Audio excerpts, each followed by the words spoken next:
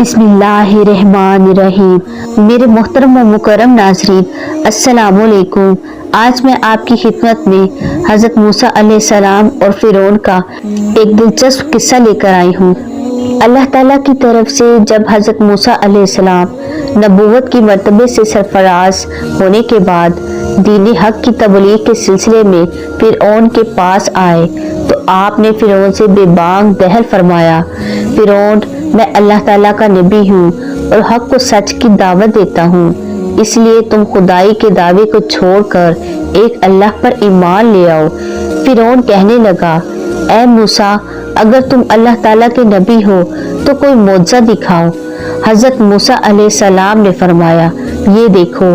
इसके साथ ही आपने अपना असा मुबारक जमीन पर डाल दिया। वो असा मुबारक जमीन पर आते ही एक बहुत बड़ा अजदहा बन गया। वो अपना जर्द रंगत वाला मुंह खोलकर जमीन से 1 किलोमीटर से भी ज्यादा ऊंचाई तक अपनी दुम पर खड़ा हो गया।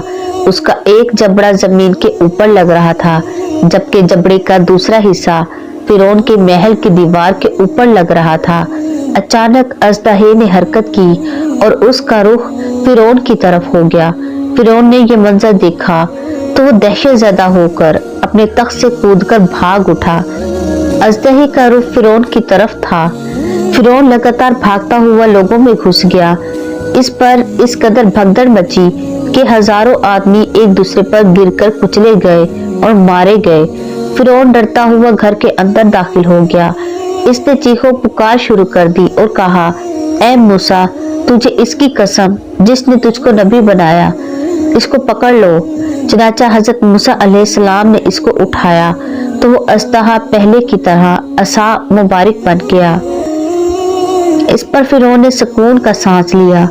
ये मौजज़ा देखकर भी फ़िरौन अल्लाह ताला की वहदानियत पर ईमान ना लाया और फिर अपनी मुशरिकाना हरकतों में लग गया।